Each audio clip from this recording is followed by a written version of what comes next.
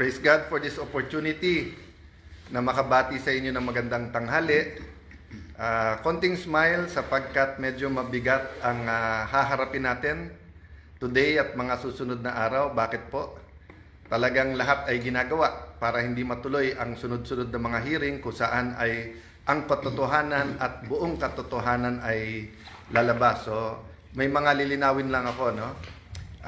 Tomorrow, yung Blue Ribbon Committee. And ang balak talaga ay agawin ang mga committees.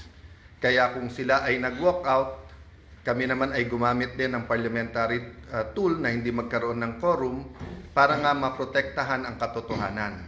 Sa Friday ay meron din schedule po ang ating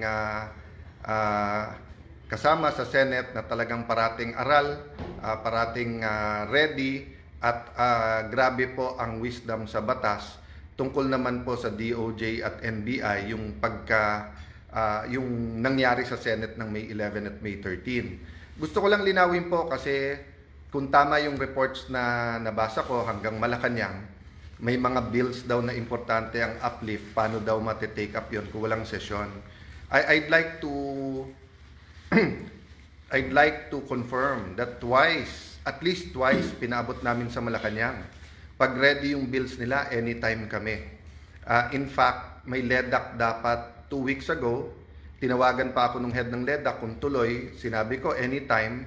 Sila pong hindi nagtuloy. And then there was one more conversation where sinabi nila hindi pa handa yung mga bills na ilalabas nila. And assuming may bills po sila, sa committee po muna lalabas yon. So, ito lang ay confirmation na ang pinararating sa Malacanang at pinaparating sa ating Pangulo ay mga maling impormasyon. So, we had a light meal dahil napakarami naming meeting, pero I'm asking you for prayers, not just for the 13, also for the 11, not just for the Senate, but for the country. There are times in history where we're in a crossroad. So, minsan kasi sa history, whether ang takbo mo ay 20 kilometers an hour pero 100 kilometers an hour, pareho lang, dadating ka rin doon. May times in history na left or right, there's no wrong decision, it's just what's the better decision. But there are times in history where a country has to make a decision, for example, when it comes to corruption and poverty, and if you make the wrong decision, the next generation will suffer. So it starts with your personal decision, then it becomes a group's personal decision, katulad ng grupo ng 13. Then it becomes an institutional, a community decision. Then it becomes the decision of a nation. So as of yesterday, di ba, ang hinihingi pa lang naman namin, give the truth a chance. So ngayon, we're asking everyone to pray that matuloy yung mga hearings, no? I'm not saying that every single witness will tell the truth. What I've been consistent with since 2007 nung chairman ako ng Blue Ribbon Committee was that that platform allows us for anyone to testify at makikita po natin yung testimony nung magte-testify. Nagtataka lang ako, bakit umiba ngayon na ilan buwan walang hearing kung kailan may mga bagong revelasyon at medyo mabibigat na yung mga witnesses na nagiging available. Anytime po, may malalaking witnesses din or mayroon din po mga pwedeng biglang magsabi ng totoo, no? So, of course, the man of the hour tomorrow, Senator Dante Marcoleta. Sir, magandang tanghali.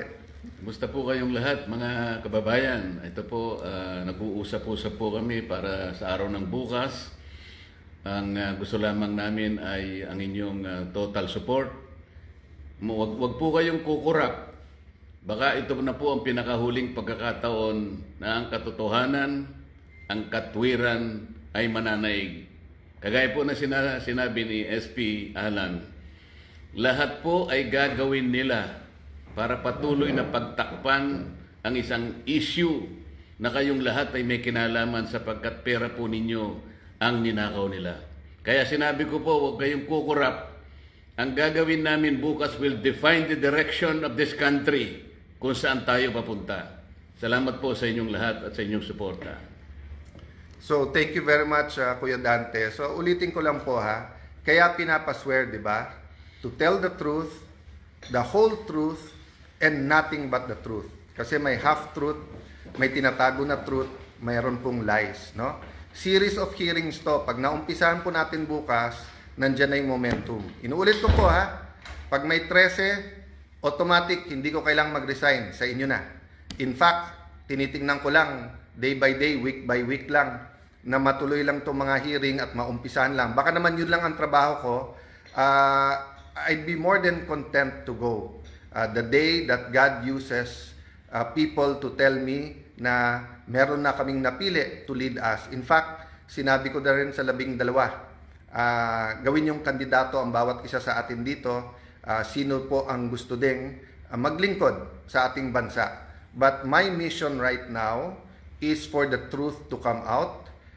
Again, hats off kay Senator Jinggoy Estrada. Napakatagal ko na po siyang kilala. We have our run-ins. In fact, may mga ibang nagpo-post ng aming mga disagreements in the past. But I'd like to reiterate what I said yesterday. Yung sinabi ni Senator Jinggoy na may ebidensya siya na talagang pinipilit siya lumipat at ang kapalit ay kanyang freedom at walang kaso, that's not hearsay to me because narinig ko mismo yung conversation. And palakas ng palakas yan, yung threat na yan sa iba pa naming mga kasama.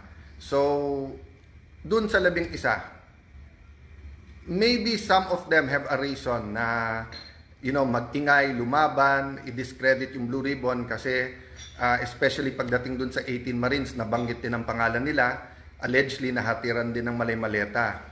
Having said that, dun naman sa inyo na mga tinatakot lang kasi I know at least one member na tinakot siya. Kasama na namin siya eh. Actually, nung araw, mas bilib ako sa kanya kaso kay Jinggoy.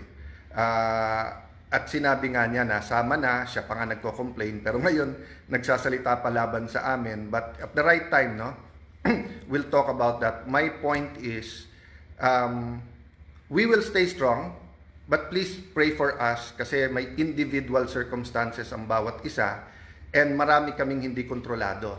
Diba? And yung pagdating ng mga witnesses. By the way, gusto ko lang malaman nyo, we also invited the Office of the Ombudsman, the DPWH, and the DBM or the representatives kasi we'll do this very orderly. We'll find out nasaan na ba investigasyon nila, ilan na ba talaga ang ghost at hindi, magkano ba talaga ang involved dito. So ang daming impormasyon na kailangan maging malinaw sa atin lahat. So magandang tanghali po, please pray for our meetings today and ulitin ko po ha, we're not praying that God be on our side. We're praying that we be on God's side. And to listen and to hear the prayer, dapat may basis. And the basis is God's Word. And of course, the basis is yung tamang counsel na dun lang tayo sa tama. Hindi pwedeng kasinungalingan. God bless you all. See you soon.